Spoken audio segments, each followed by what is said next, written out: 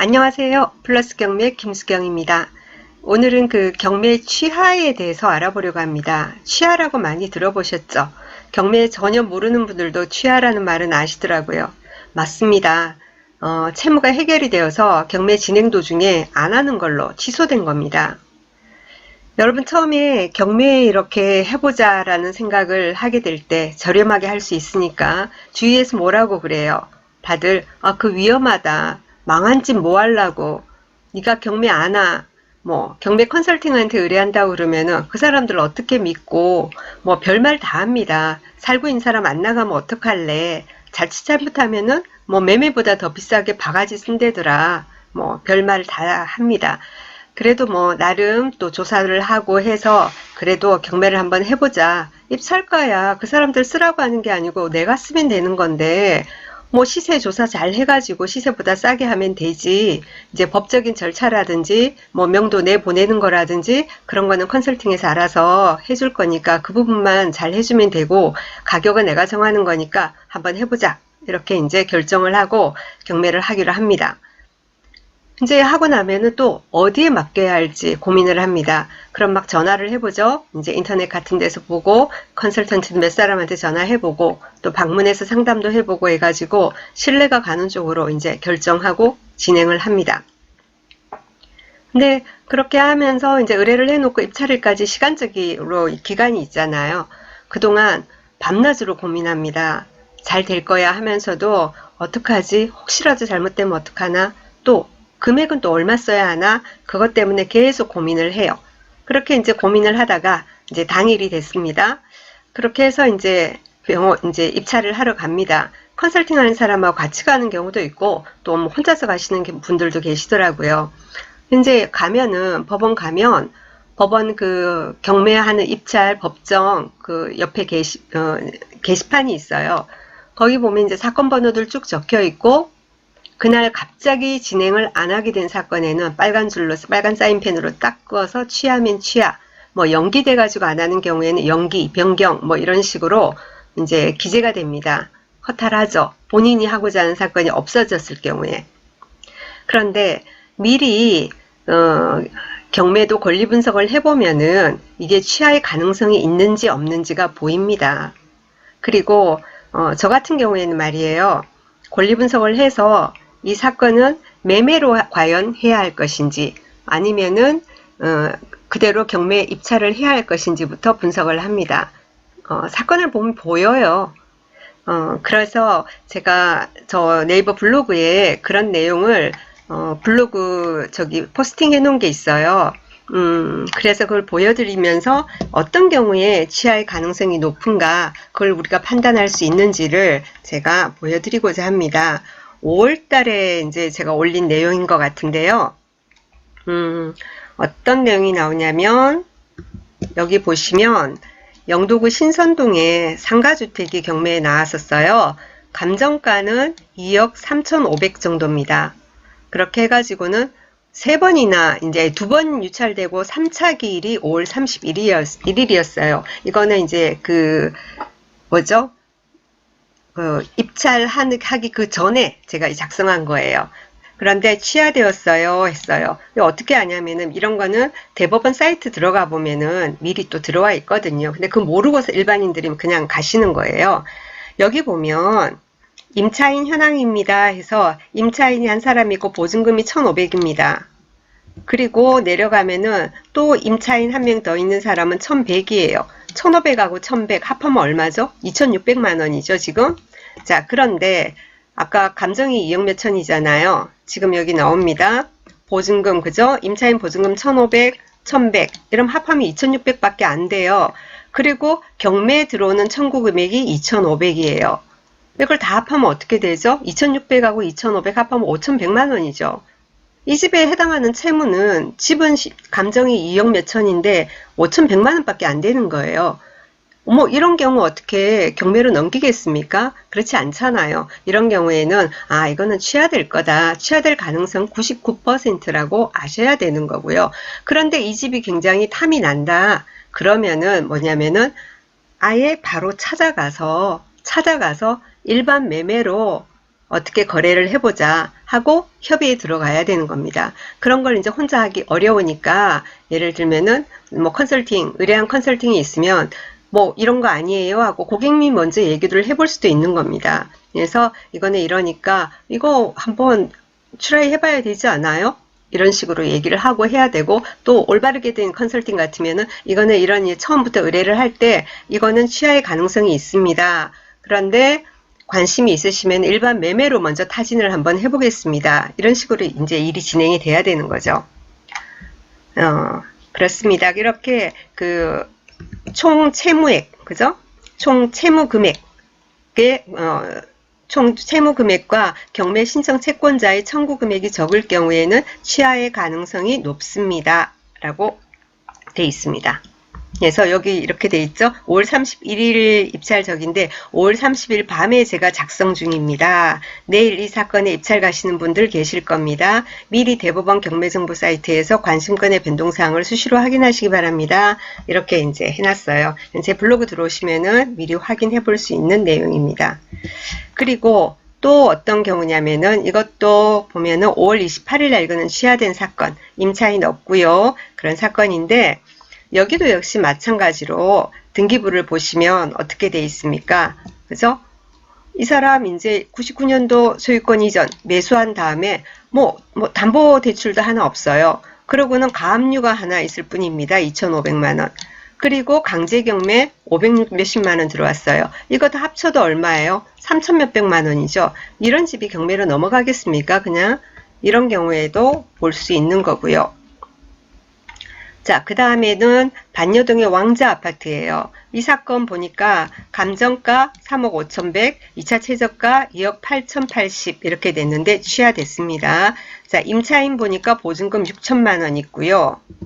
그리고는 등기부 보겠습니다. 등기부 보니까 부산은행 1200, 부산은행 1100, 우리카드 얼마, 또 뭐 이렇게 뭐 돼 있습니다. 부산은행 합하면 얼마죠? 2,300만 원.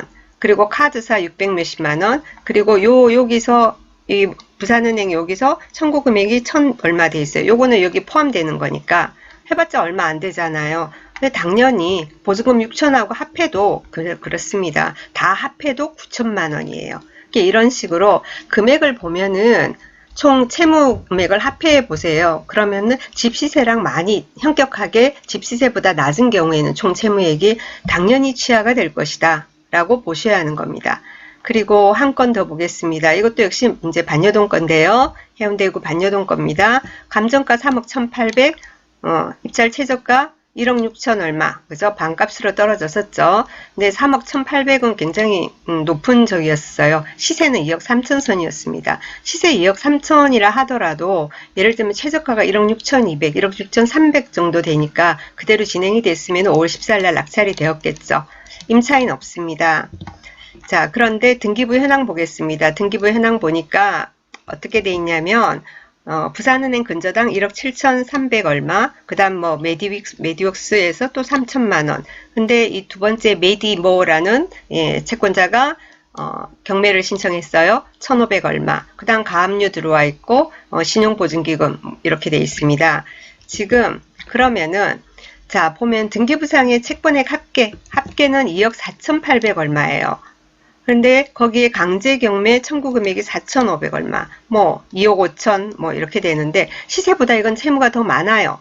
아까 제가 시세는 2억 3천 선으로 보인다고 그랬죠. 근데 채무가 더 많아요. 자, 그런데 한번 보세요. 총 채무액은 집 시세보다 많지만 경매 들어온 금액을 보세요. 경매 들어온 금액은 1,500 얼마, 4,500 얼마 이런 금액이에요. 그래서 총 채무액은 집 시세보다 많다 하더라도 정작 경매 신청 들어온 그 금액은 적을 경우에는 이거는 이제 본인이 노력을 한다면은 해결을 할 수 있는 요것만 일단 갚으면은 큰 금액인 부산은행에서 저기 경매가 들어온 게 아니니까 요 부분을 해결을 하면 되는 거니까 이런 경우에도 취하의 가능성이 있는 겁니다.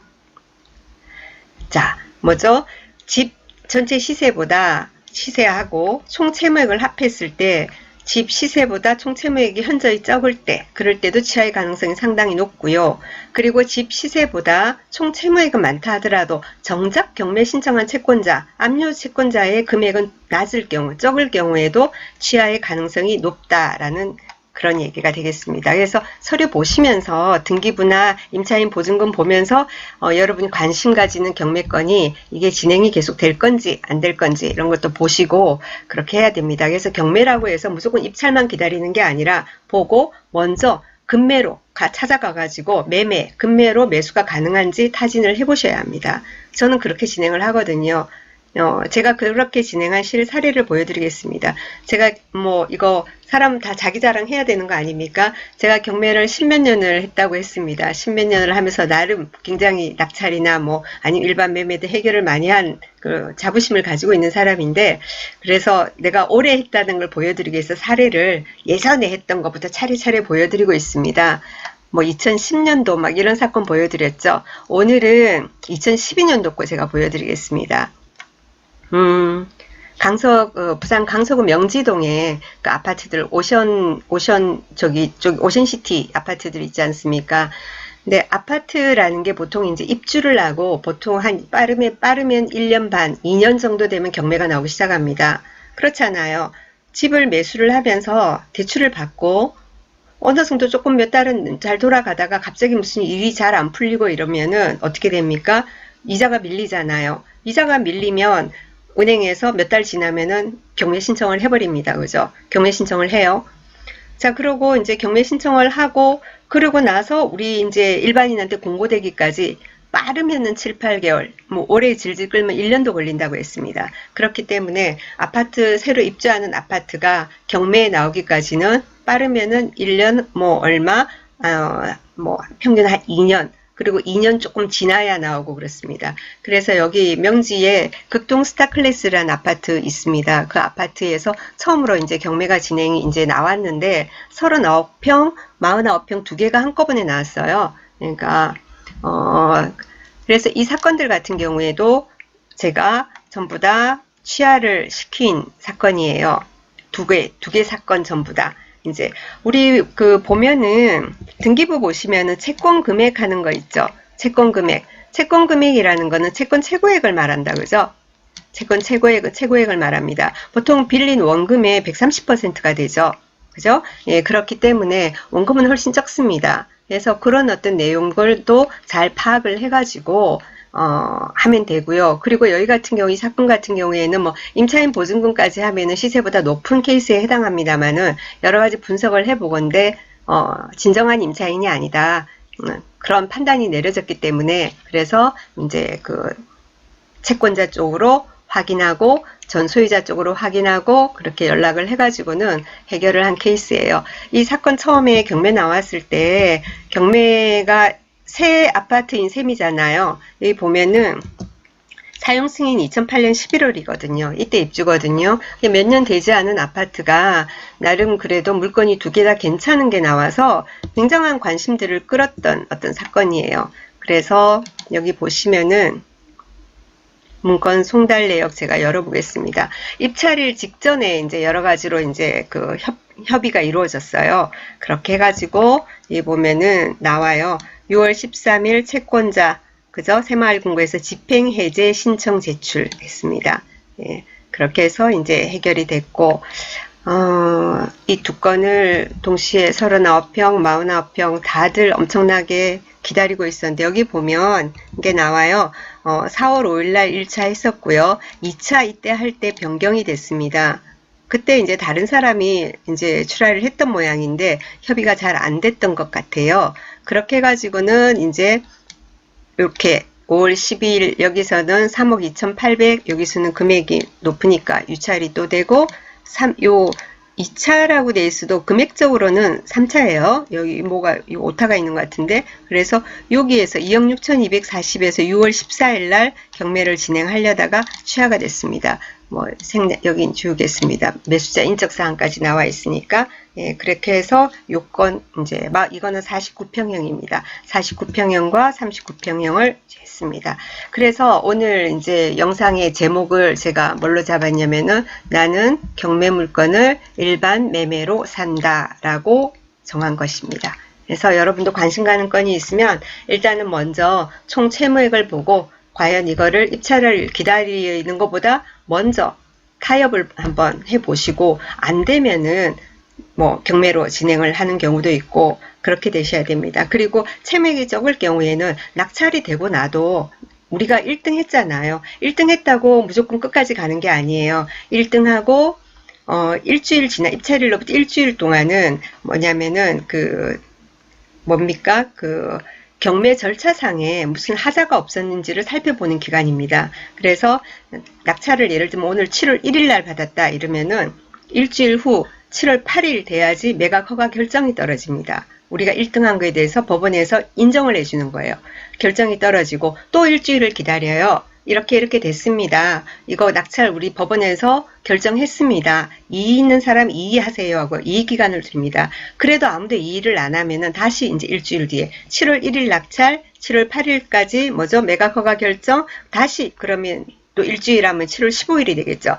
그러면은 그 날이 돼야지 경매 우리가 1등한 게 진정한 결정이 확정이 돼서 법원에서 우리한테 잔금 언제 내세요 하고 통지서를 발송하는 겁니다. 그러면은 빨리 잔금을 내야 돼요. 그 안에 모든 우리가 예를 들면 너무나 남들이 이거는 취해야 되겠지 하고 입찰을 안 들어가는 경우도 있어요. 그래서 싸게 운 좋게 받았어요. 막 기분 좋아요. 친구들한테 한 통 내고 그런데 저게 취하될 줄 알았는데 낙찰이 됐네? 어떤 사람이 보고 그렇게 생각을 해요. 그러면 뭡니까? 쪼르르 달려갈 수 있어요. 소유자한테. 당신 물건이 5억짜리인데 세상에 3억 5천에 낙찰이 됐단다. 내가 4억 줄게. 나하고 매매하자. 그럼 그렇게 거래하면서 뭡니까? 취하 신청이 들어올 수 있어요. 내가 잔금 아직 안 냈잖아요. 그러면 그냥 그대로 날아가는 거고 나는 보증금 되돌려받고 그냥 끝이에요. 그렇기 때문에 늘 어떤 물건을 보고 시세에 비해서 지나치게 채무액이 적은 경우에는 먼저 찾아가서 협상을 해보는 게 좋다가 아니라 그게 필수라는 말씀을 드리는 겁니다. 오늘 여기까지 하겠습니다. 도움이 되셨다면 구독, 좋아요 부탁드립니다. 감사합니다.